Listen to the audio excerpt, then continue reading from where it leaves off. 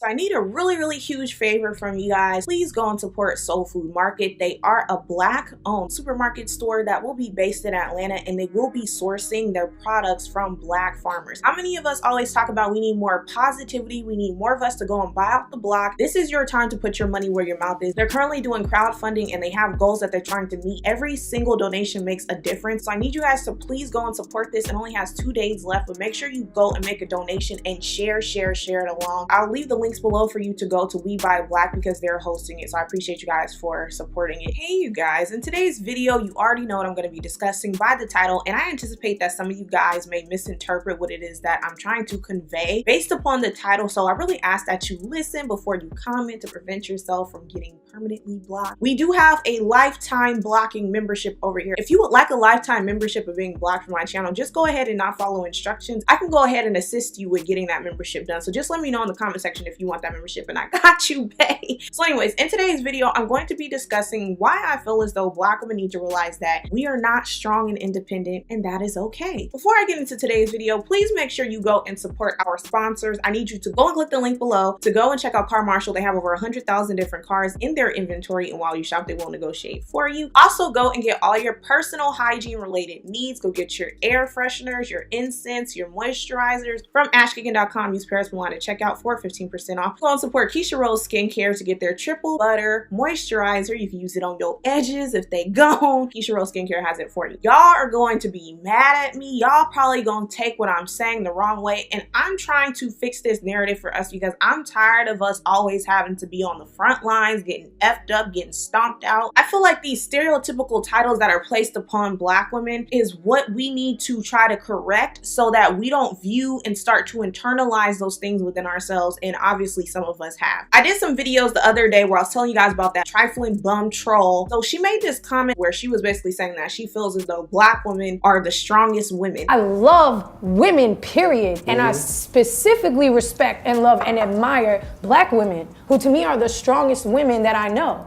So I was telling Black women in this live that I did that that's actually a backhanded compliment, and Black women need to stop allowing other races of women and other races of people in general try to paint us as the most strongest women, and we need to try to correct that because we are not the strongest, and that's okay. You should not strive to be the strongest women of all women. Now here's the caveat. Just because you say that you're not strong and independent, that doesn't make you weak. That doesn't mean that you can't be self-reliant. It doesn't mean that you got to be lazy and not support yourself. We're not saying that. What we're saying is it is okay for you to not take on the problems of the world and have to carry it on your back, and you wonder why you are neglecting self, why your self-esteem is so low, why you're packing on all this weight, why you're so stressed out, why your finances are never being in, because all you are doing is ignoring the issues that you have to take on yourself and taking on everybody else's, and everybody else gets ahead and you're constantly regressing. I don't want to go toe and toe with a man. I know I'm not equal to a man, and that is 100% fine, but you really have to understand the reason why we even have these stereotypes placed upon us is because the goal of white media is to make Black men the face of femininity and Black women to be the face of masculinity. And even when you see how our community correlates with that, it's kind of like a contradiction, because you would on one hand think that these women who got it all and they're so strong and they don't need nobody to help them and they could carry the whole world on their back, you would think that our community would be more progressive, being that it's very matriarchal, but it's still in complete shambles. Now let me be clear, I do fully understand that a lot of the times why we have to be presented to the world as the strong and independent types is because of the way our community is set up. We do have a lot of single family parent homes, and a lot of the times the father is not present. So it's like for some of us, we don't really have the luxury to act as if we need all this assistance and that we are these soft women that are nurturing. Also, it is hypocritical when you hear some of these men complain about our attitudes and us being strong and independent, but then you hear some of their music and all they do is promote us being strong and independent. I'm sure some of you guys even encounter some of these men who have tried to make you pay 50-50. They don't want the roles reversed when it comes to them garnering respect and getting submission from you. But when it comes time for these meals to be paid, these bills, then they want to do this 50-50. Let's change the gender roles and let's not be traditional. That's bullish. I get that aspect as well. So if you think about the archetypal Black woman in media, she is masculine, she is domineering, she rules her household with an iron fist, she is single, she has never been married, and she has a gang of kids, and she's very unapproachable, she's intimidating, and sometimes she can have a good income, and then there are some who just are complete hood rats. because we are portrayed that way in the media, other people have also viewed us in that way. People are placing these unrealistic expectations on us that we could be the doctors, the lawyers, the chef, the mathematicians, the sports trainers, that we could be all these things and we are never deserving of a break, and also that we can take a punch. Like, we aren't the average woman that bleeds and that is sensitive and that needs help sometimes. We're the most aggressive ones that can do it all, and we can literally take a punch. And as a result, you have seen these situations where not only Black women are being attacked at work and they're being attacked in public, but you also see how our young Black girls, I don't know if you guys remember, it was a month or so ago where this white man punched this Black girl that was like 11 years old and nobody came to her aid. Everybody blamed her in the situation. And a lot of those attacks on Black women have to do with our perception. The world doesn't view us as demure. They don't really view us as having good tact. They don't view us as being worthy of protection and really of love in any regard. And when they see you physically attacked, they see your image attacked, they see you just berated on the regular, they feel as though you don't deserve assistance because you got it. You're strong, you're independent. See, the reason why it is a problem, because you see how other women are treated. You would never see a young non-Black girl being punched cold cocked like that by a Black man, regardless of whatever she did. Society would not side with him. You would probably have the KKK at his house ready to lynch him for what he did, or any other white supremacist group, or just white people in general would crucify him. You would never see a Black woman even being able to have that much leverage to go ahead and cold cock one of their children. And other races of people would never tolerate our women and our men trying to harm their women. For example, when you see these Black women who are attacked and things along those lines, you oftentimes will see their race of people, no matter if they initiated it or not, they're going to jump in. The purpose of them jumping in is because they understand the concept that if their women are looking destitute, anybody could just drag them physically, mentally, whatever the F. They know that that makes them look bad as men because they understand that they represent their women and their women also represent their men. So therefore, if you see a race of man where his woman is constantly being effed up, uppercutted, she getting knocked the F out, she getting the two-piece, she getting all of that crap done to her, and he doesn't step in as a man, that is going to cause her and their churn to be open season for other races of people to think that it's okay to run up on them. Now look at Black women. Do you understand the same concept? They feel as though because we are perceived in the media to always got it, never need help, never need a man, we could raise all these kids by ourselves because we strong and independent, they could keep continuously abusing us financially, mentally, physically, and guess what? Who's gonna come to the rescue to stop them? What do you need somebody to come to the rescue for if you're strong and independent and you got it? You see, that's why I feel like it's important for us to try to control this strong and independent narrative, because first of all, why would a person even want to encourage a group of women? Women, you are supposed to be the weaker of the counterparts, and why would you encourage that feminine being to be alone, especially if she has children? And when you figure out that she is alone and she's raising these children by herself, we're over here big up in that person as if that's some sort of accolade. That's not an accolade. We were not meant to be on this earth by ourselves, figuring it out and struggling that the way we do. We deserve help like everybody else. We deserve to be the damsel in distress at times like everybody else. But some of us have also ran off with the narrative that we're strong and independent, and it's like your actions are not actually displaying that you got it by yourself. It's okay to say that you don't got it. It's okay to ask for help. It is okay to not be strong all the time. It is okay to not be this superhuman being that everybody just gets to pile all their problems onto. And then guess what happens when you get sick, when you finally need help? It's gonna be too late. One of our biggest killers are heart disease. So if you neglect yourself for too long and you're always taking on everybody else's battles and you forget to do self-care, you are going to become a victim of all these other diseases and pathogens that'll just run rampant through your body because you're neglecting self. Here's one thing that I feel that we can do to combat this. You have to be really, really good at recognizing when somebody is giving you a backhanded compliment, and you have to really ask them questions in return. So let me give you an example. I've had some people tell me before in my life recently, I had people tell me like, you know, you're strong and independent. And I stop them and I say, I'm not strong and independent. I do need help with this or that. And then when I tell them that, they're kind of stumped like,